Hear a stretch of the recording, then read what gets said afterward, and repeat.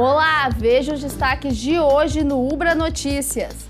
Rio dos Sinos começa a estabilizar após ter chegado ao nível mais alto dos últimos 10 anos. Hoje ele voltou à casa dos 4 metros em São Leopoldo. A reestruturação do IP Saúde foi aprovada nesta semana, mas retorno total dos médicos ainda é incerto. Grande parte dos médicos paralisou ou por licenciamento, ou pediu descredenciamento, ou muitos estão restringindo o atendimento. PIB do Rio Grande do Sul registra queda de 0,7% no primeiro trimestre deste ano. Resultado é puxado pelos setores da agricultura e indústria. A pecuária cai porque no quarto trimestre de 2022 havia ocorrido uma super safra de trigo, então a produção estava num patamar bem acima da média. O programa do governo federal para a compra de carros atinge mais de 80% dos recursos destinados. Os valores mais acessíveis têm aumentado a procura pelos automóveis. Aqueles veículos que possuem mais peças fabricadas no Brasil e, por assim, mais empregos gerados, também possuem mais desconto. E você vai ver ainda. O Ubra assina convênio com o Instituto Ibero-Americano. A parceria envolve todos os cursos de Direito da rede Ubra e promete melhorias a nível internacional. Os cursos de Direito da Ubra, eles têm uma proeminência muito grande desde o início da nossa universidade. É agora no Ubra Notícias.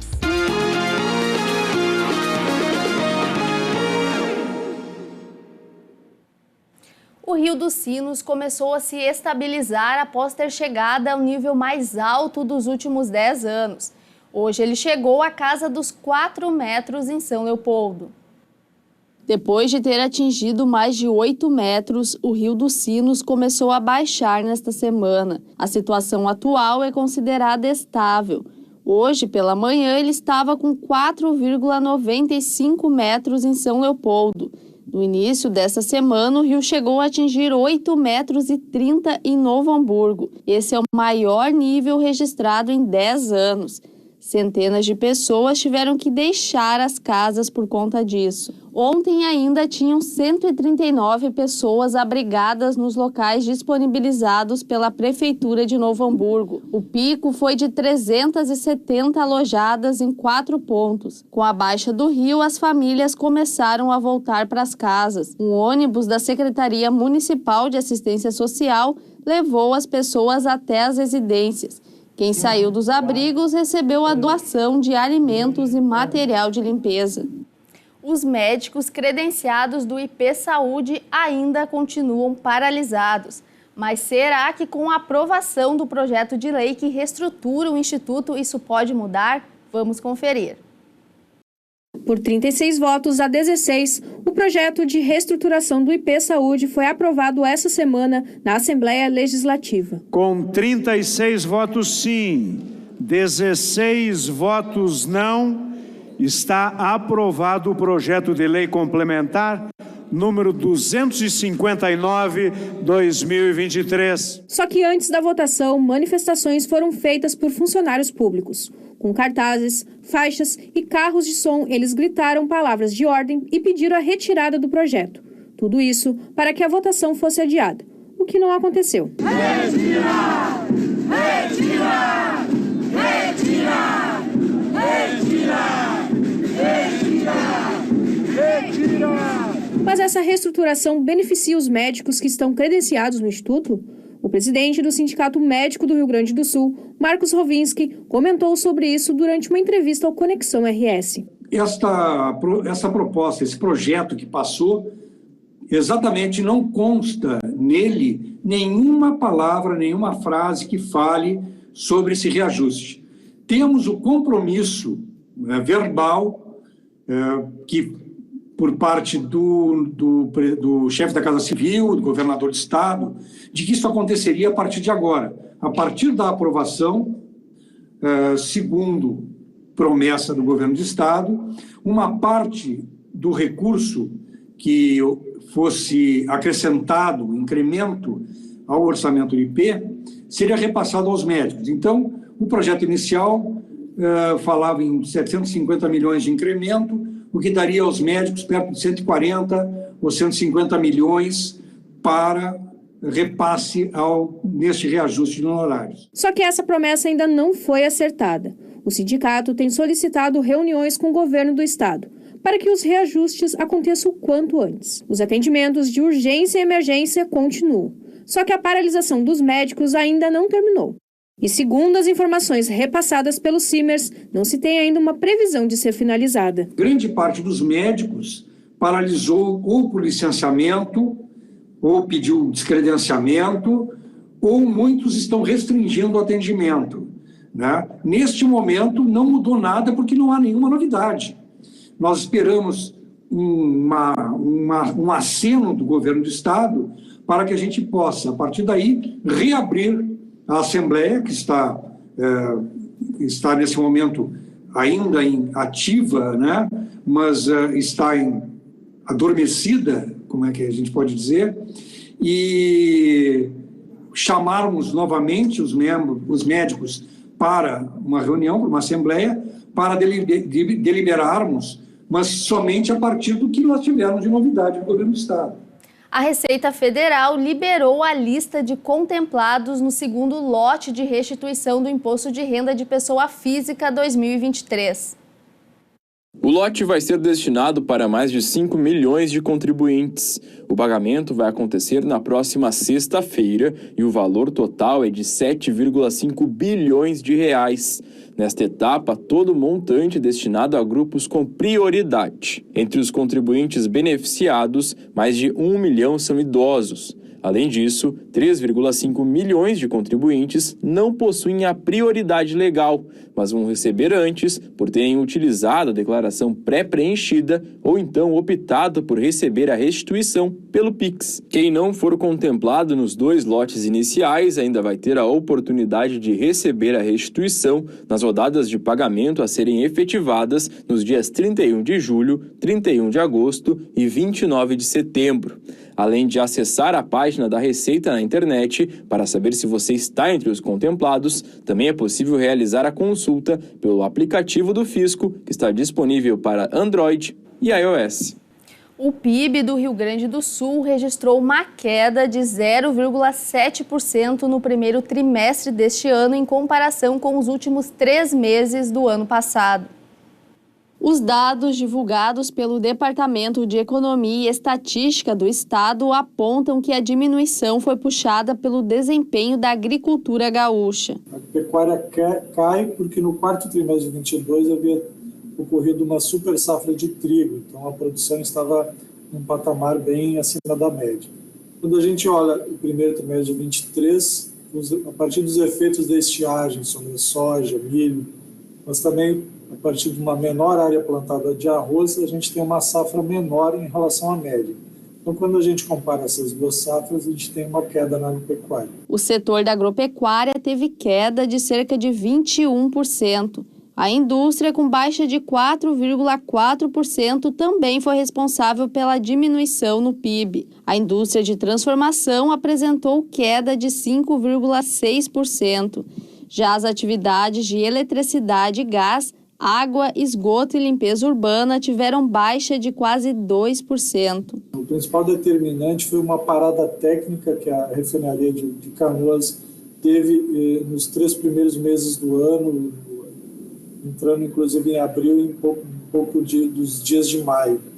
Essa foi uma parada para manutenção, para troca de equipamentos, foram investidos uma grande soma de dinheiro para trazer novos processos, novos equipamentos à refinaria, e ela teve que diminuir a produção nesse período. O setor de serviços foi o único que apresentou aumento, com um leve crescimento de 0,3%. É o maior setor do valor adicionado do Estado. O setor de comércio foi o principal impulsionador, também intermediação financeira, administração pública, mas principalmente comércio, que é o mais importante, a partir da maior venda de combustíveis, automóveis e outros produtos. Em relação ao primeiro trimestre do ano passado, o setor da agricultura teve um desempenho positivo, fator determinante para que o PIB deste trimestre apresentasse uma alta de 1,7% em relação ao período anterior, Isso mostra que a estiagem de 2022 foi mais severa que a deste ano. A estiagem de 22, ela foi, quando a gente avalia o impacto sobre a economia, a maior dos últimos anos, das últimas décadas. Ela foi bastante forte, afetando a produção de soja, milho. A estiagem de 23, embora também tenha sido importante, mas ela foi com uma intensidade menor. A expectativa é que no próximo trimestre o PIB gaúcho volte a apresentar crescimento. No segundo semestre a gente tem, o principal destaque é trigo, né? O ano passado foi recorde de produção, esse ano a tendência é que ele tenha uma queda, na verdade, na produção. Então, assim, o impacto que as chuvas que estão ocorrendo agora, ao longo do segundo semestre, em termos de valor adicionado, o impacto é bem menor, né? E a produção ela se concentra mais no primeiro semestre. E as inscrições para cursos técnicos, aproveitamento de estudos do curso normal e realização do EJA foram prorrogadas pelo governo do estado.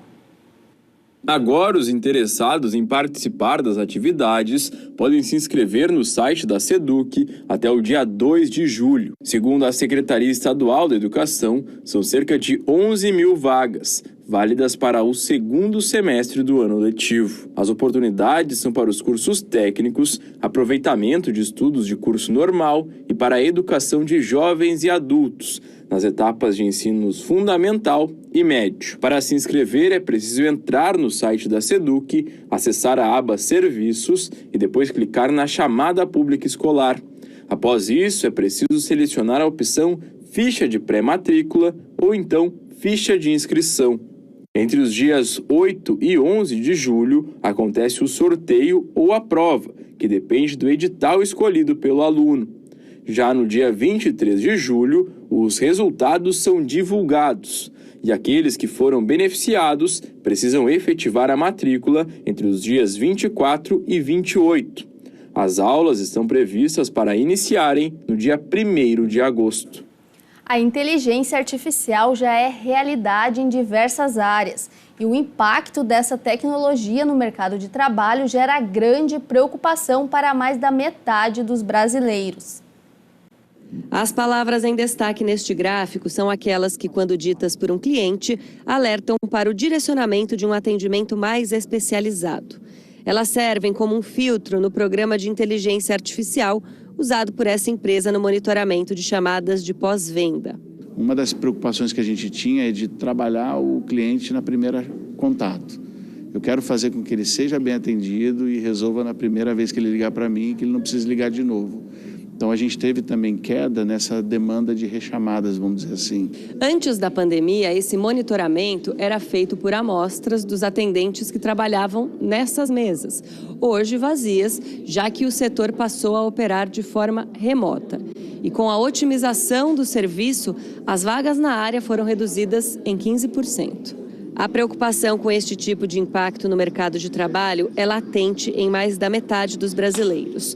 O dado é de uma pesquisa que também mostra que 1/3 acredita que os eventuais riscos da inteligência artificial não devem superar seus benefícios. As sociedades vão evoluindo continuamente e essa realidade é inexorável, né, irrefreável, da gente viver cada vez mais hiperconectado e apostando, né, nos impactos da inteligência. 8 em cada 10 entrevistados ainda concordam que é possível aliar tecnologia e sustentabilidade na construção do futuro e dizem estar dispostos a usar os avanços tecnológicos para aumentar a produtividade. Mas toda evolução tem um custo. Alguns empregos novos surgem cada dia a mais relacionados à tecnologia e outros empregos ficam obsoletos.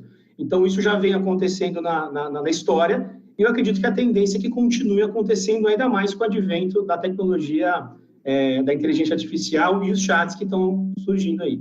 A dificuldade de preencher vagas motivou a empresa de tecnologia onde o Rodrigo trabalha a treinar universitários e pessoas em situação de vulnerabilidade. E esse segundo grupo apresentou déficit em matemática, demonstrando que a capacitação para trabalhar com inteligência artificial depende do investimento do Estado no ensino básico. A inteligência artificial, você vai precisar aprender, por exemplo, estatística, ter uma boa base de matemática, pensamento analítico, raciocínio lógico. Com a dificuldade do ensino, isso torna cada vez mais difícil encontrar profissionais, principalmente no Brasil. Investir no arroz com feijão, investir no ensino básico, fundamental. Esse é o caminho para a gente poder ter um celeiro aqui de grandes talentos. Depois do intervalo, a nova parceria entre a UBRA e o Instituto Internacional Iberojur vai envolver todos os cursos de direito da rede e tem como missão principal o desenvolvimento de estudos jurídicos. A gente volta já já.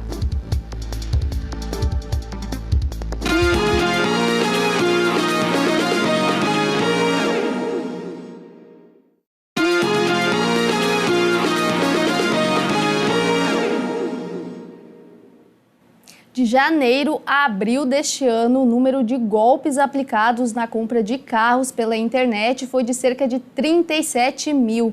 São Paulo, Minas Gerais e Santa Catarina são os estados campeões em fraudes. Trocar de carro é o sonho de muita gente. E neste momento, comprar pela internet pode ser uma opção prática, mas nem sempre segura.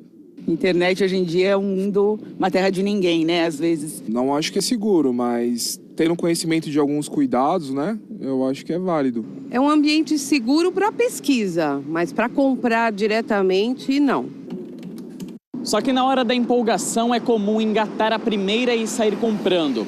E é aí que criminosos se aproveitam para aplicar golpes. Só nos 4 primeiros meses deste ano foram registradas mais de 37 mil ocorrências relacionadas à compra e venda de carros pela internet. São Paulo é o estado com o maior número de casos, seguido de Minas Gerais e Santa Catarina. Os modelos favoritos dos golpistas são os populares. E o valor do carro geralmente fica abaixo do mercado, entre 10 e 20 mil reais. O que a gente mais vê são golpes do falso intermediário. Então, o vendedor e o comprador negociam com uma terceira pessoa que vai aplicar o golpe. Tem a falsa venda. Você anuncia um carro com um preço normalmente mais barato e o que quem anuncia é o fraudador e o que ele está atrás é de uma antecipação do dinheiro, e tem uma que permeia todos eles, que vem via engenharia social, que é o roubo de dados. Se comparado ao mesmo período do ano passado, o número de golpes dessa natureza caiu mais de 50%, mas o volume de fraudes ainda é considerado alto pelos pesquisadores. Uma das explicações é que só 1 a cada 10 entrevistados citou a segurança como um fator importante na hora da negociação. Para quem é vítima de um golpe como esse, a recomendação é primeiro fazer um boletim de ocorrência e depois contatar o banco e a plataforma de vendas para tentar recuperar o dinheiro. Mas nem sempre essa é uma tarefa fácil. O estelionatário ele já sabe o que ele está fazendo de antemão, então ele usa laranja, né, para a conta bancária. E, em segundo lugar, o estelionatário ele realmente faz o dinheiro sumir rapidamente e ele... Ao se comunicar com as pessoas, também não usa um telefone que ele vai ser encontrado nesse telefone, não é um telefone no nome dele, não é um WhatsApp que seja rastreável. Por isso, o ideal mesmo é ficar atento para evitar golpes. É sempre importante você negociar diretamente com o proprietário do veículo, nunca com o intermediário. Você deve sempre ficar no chat ou nos canais oficiais da plataforma, então evitar ir para aplicativo de mensagem, onde é um ambiente menos seguro. Quando for fazer a visita do carro, marcar num lugar que seja movimentado e público.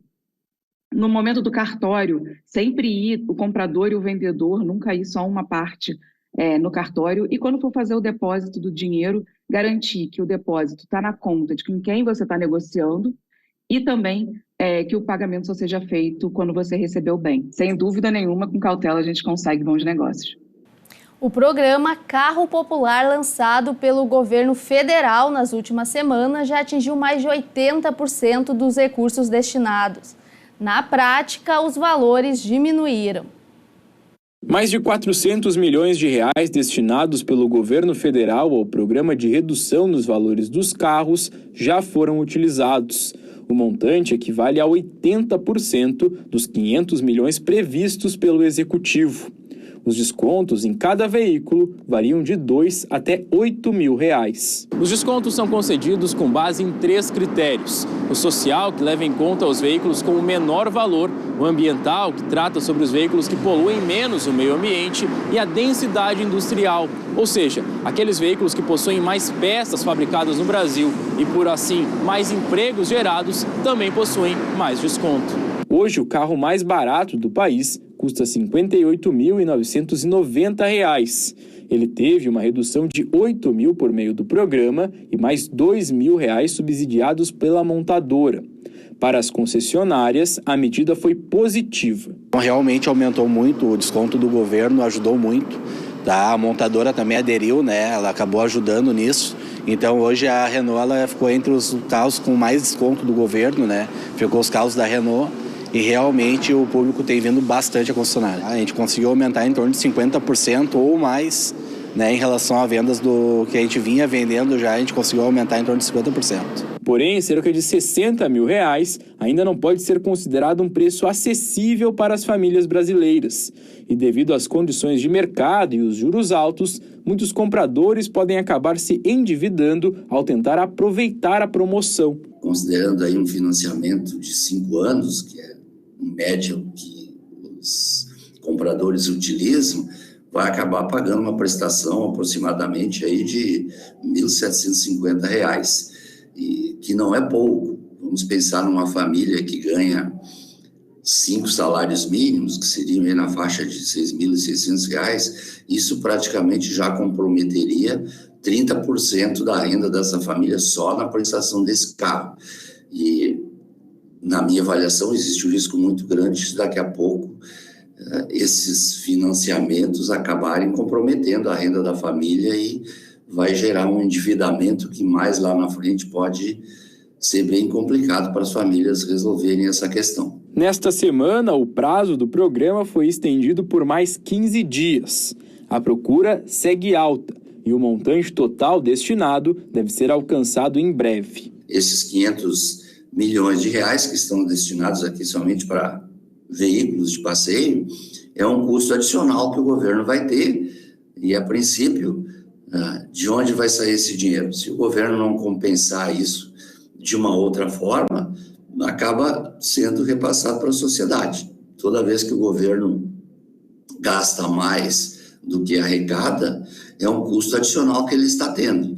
Isso, de certa forma, mais à frente acaba sendo repassado para a sociedade, através de aumento de impostos, variáveis desse tipo. Segundo o governo, a medida de diminuir o valor dos automóveis de até R$ 120 mil já é considerada um sucesso. Porém, novas ações ainda estão sendo estudadas. O vice-presidente Geraldo Alckmin já sinalizou que foi um sucesso, que está sendo um sucesso, que provavelmente eles pretendem prorrogar essa política de acesso.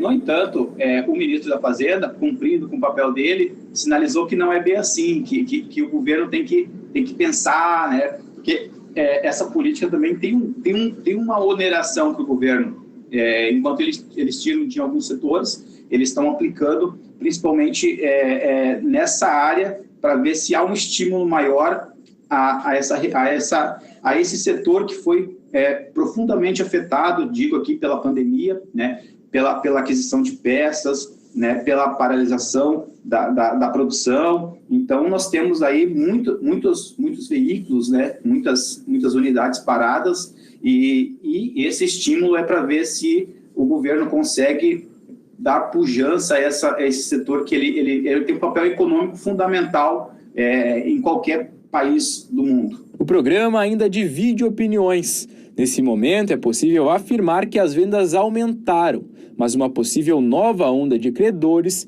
também pode surgir a partir disso, aqui no país.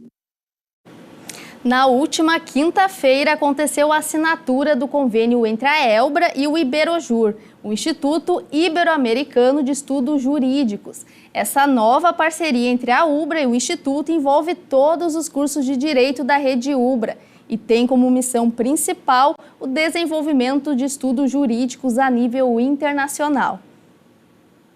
O início dessa grande parceria entre a Associação Educacional Luterana do Brasil e o Instituto Ibero-Americano de Estudos Jurídicos aconteceu no campus da UBRA, em Canoas, e envolve todos os cursos da rede. O presidente da ELBRA, Carlos Melck, e o vice, Antônio Carlos Romanowski, assinaram o convênio de cooperação acadêmica. É o que nós estamos buscando, né? Então, é sempre aprimorar, sempre beneficiar a nossa comunidade acadêmica com bons atos, com boas parcerias, com bons convênios. Esse é um caso. O reitor da UBRA, Thomas Reimann, também esteve presente e falou sobre a importância de parcerias com instituições internacionais na área do direito. O curso de Direito da UBRA, eles têm uma proeminência muito grande desde o início da nossa universidade. Então, celebrar este convênio, né, que trabalha com a questão de formação de cursos, de simpósios, com produção literária, ou seja, produção científica na área do direito, realmente é um motivo de orgulho e de alegria, tanto para a universidade, como certamente será para o Iberojur. O professor Fábio Veiga, diretor do Instituto Ibero-Americano de Estudos Jurídicos, também participou da assinatura de forma remota.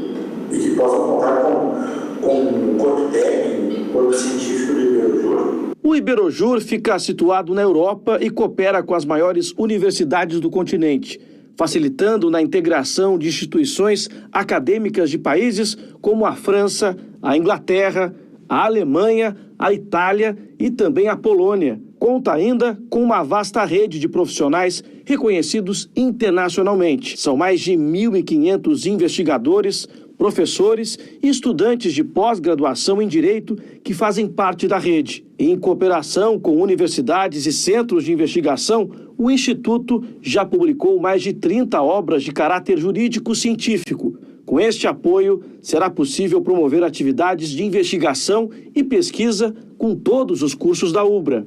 A assinatura do convênio com o Instituto tem como missão principal o desenvolvimento de estudos jurídicos a nível internacional. É uma parceria bastante importante, porque o Iberojur é um instituto científico na área do direito, muito famoso, muito importante para o cenário internacional e nacional também do direito. E eu acho que nesse novo ciclo que a UBRA está performando, eu acredito que vai ser muito benéfico para toda a nossa comunidade acadêmica. O professor Antônio Carlos, assessor de Relações Internacionais da ELBRA, destacou que com o início dessa parceria vem por aí muita inovação e participações em eventos pelo mundo. E isso vai contribuir, de fato, para uma qualificação dos nossos cursos de direito dos diferentes campos.